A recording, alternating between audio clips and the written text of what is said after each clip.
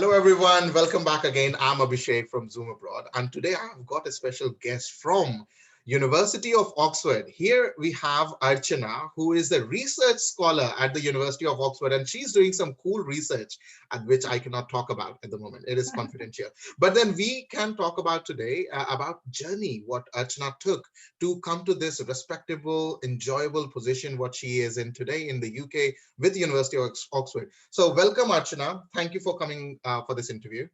Hi, thank you so much for calling me and congratulations on your venture about for supporting students. It's amazing. Thank you very much. That feels really good when people say that our mission is making sense to people, right? Great. So I would be very precise because we want to keep it short, right? So Archana, tell us about from Tamil Nadu to the journey from Tamil Nadu to Oxford. How did it happen and why did it happen? More importantly, why did you decide to study abroad? So to be very honest, at first I thought I don't deserve to be in these premier institutions like Oxford, Cambridge, Stanford.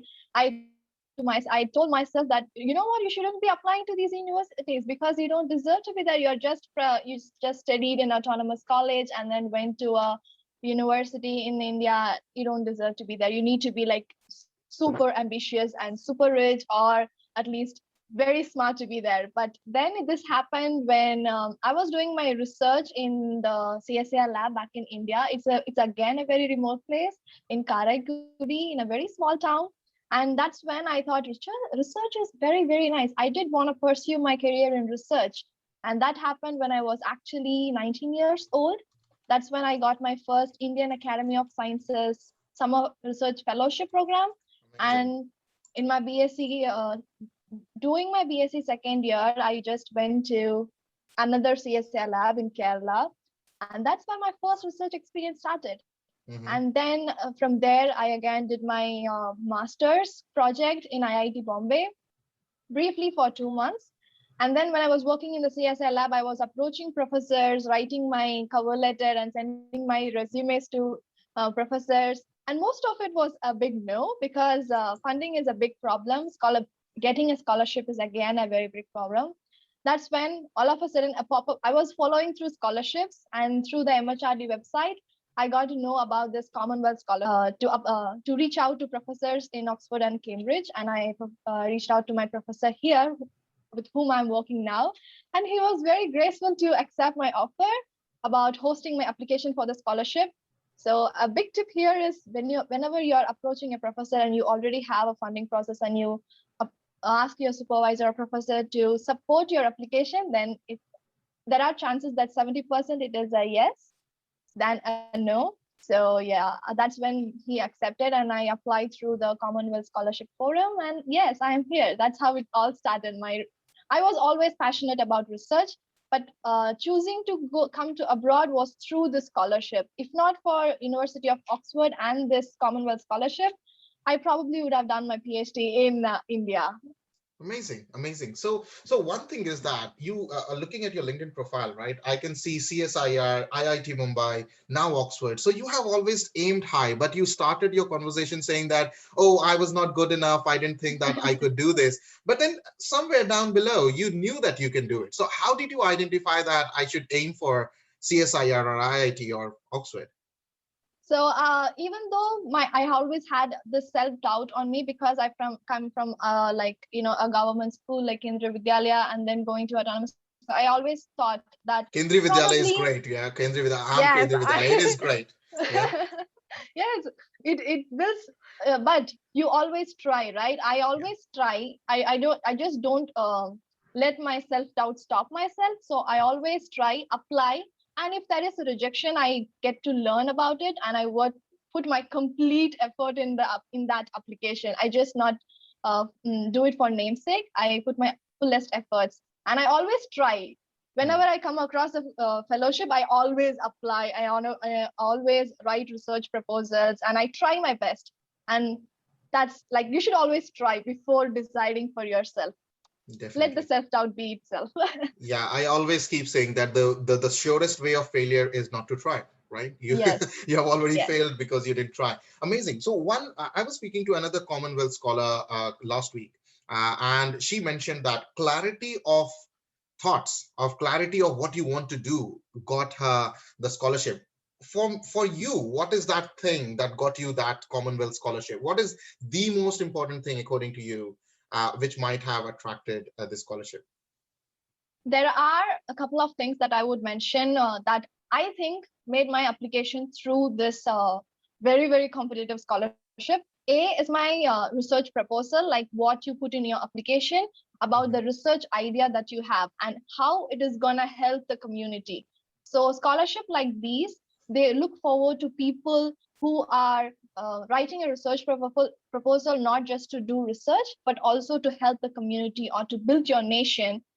So the integrate idea of your research is more important. And B is not just your academics. Yes, you need to be very good in your academics, but alongside, you need to have these outreach programs that you do, or you have gone out of your academics to do well in your societal responsibilities. These are, again, so I used to be earlier in my college days, I used to take part in these organizing some events or being the president of the club, which I thought is a very, very, very less response or a very just a mere role to play. Hmm. But then that actually, I think, added in my application. And these were the most important things I would say in my application. Yeah. Amazing, amazing. I completely second you that, because it's not only your application, you're not preparing yourself for application, you're building your personality, right? And Yes. application is just one part to see your personality, right? End of the day. True, true. If I look at my college days in Hyderabad, and I think I was all over the place, sports, dance, Yeah. going to internships, jobs, whatever, right? You need to experience those things while you can afford to do that, right? As a young, you have loads of energy and time, maybe not money, but then you can experience those things. That creates a personality which you can put in any application further in your life, right? So one thing I noticed again in your profile is internships, right? You have two great internships, and probably would you agree that if you hadn't applied for this internship or done this internship, you wouldn't know that you wanted to pursue in research? Yeah, definitely. If not for these research opportunities that I got back in a very, very young age, I would have settled for a 9 to 5 job in India. I would definitely say that, yes.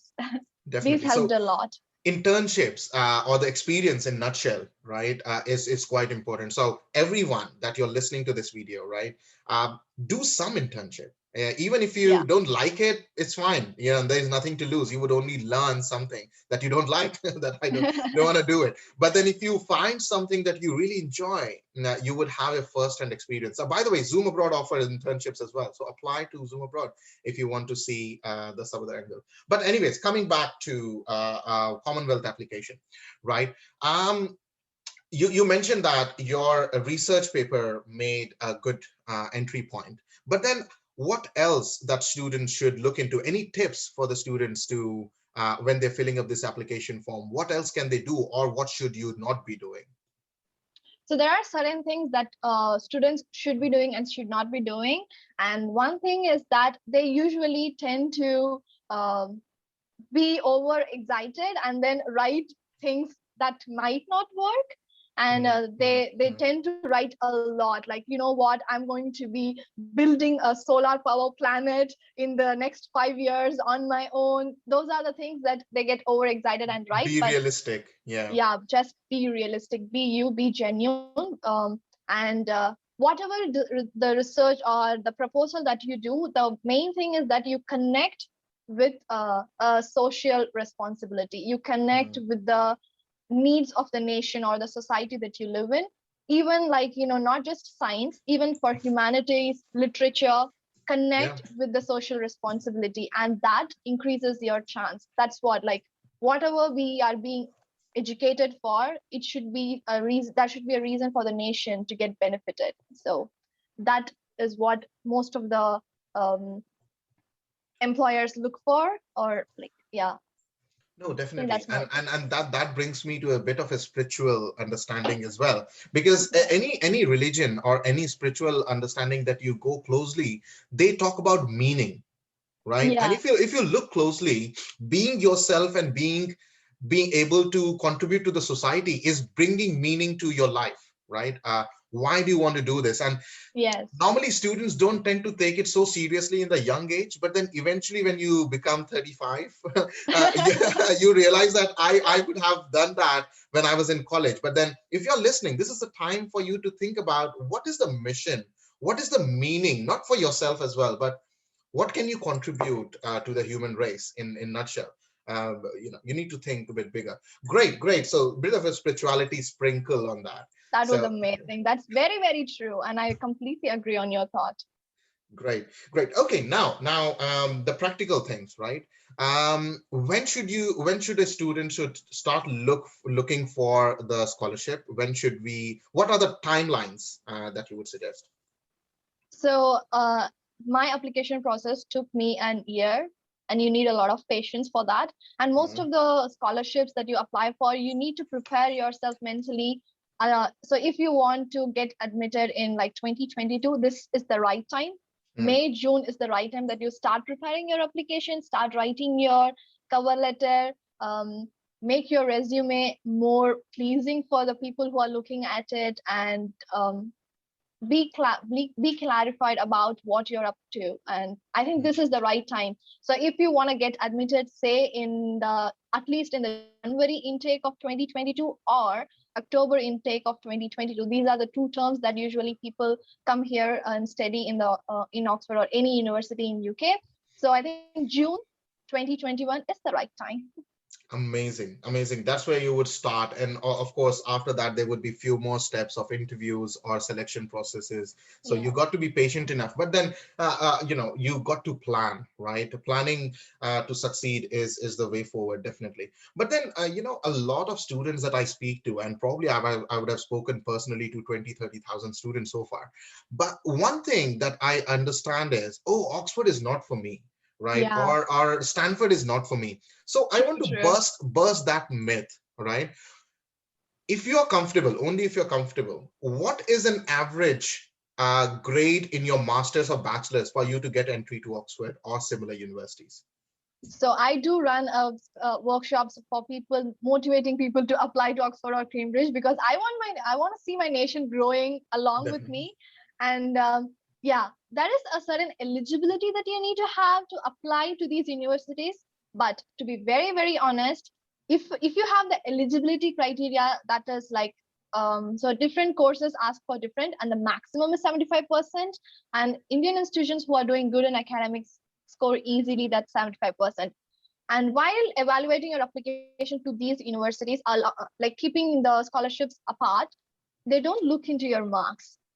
Most of them have really good marks. Like 90% of the applications that they get here have really good marks. What makes your application stand out is, again, what else you do apart from your academics.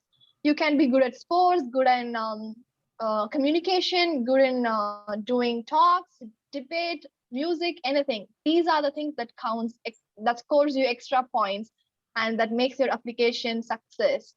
Yeah, I think these are the most important things. The eligibility criteria is very, very less. It's just the same like what you would expect to enter IITs or so. So it's Exactly. just 75% is the maximum.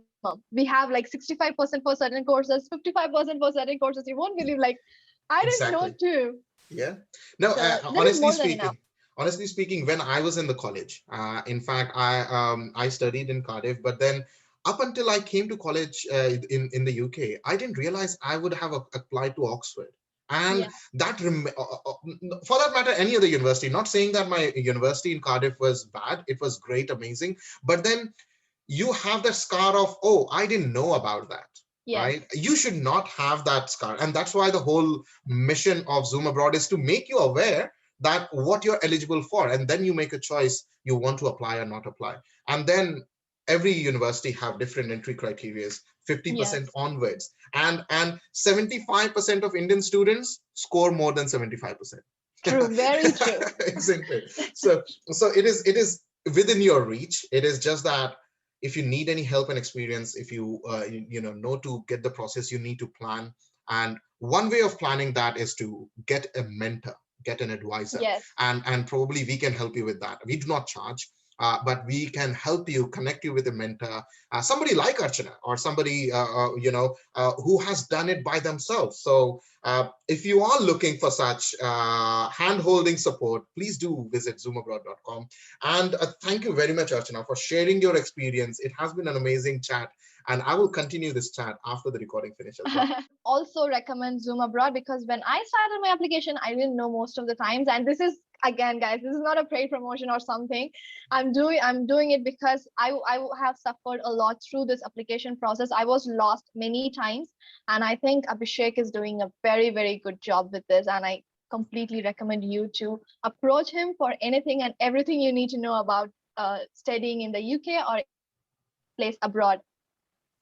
Thank you very much. And guys, please do like, share this video to your friends and family, those who are in need. All right. So stay tuned and please do subscribe, and see you in the next video. Thank you very much. See you. Bye.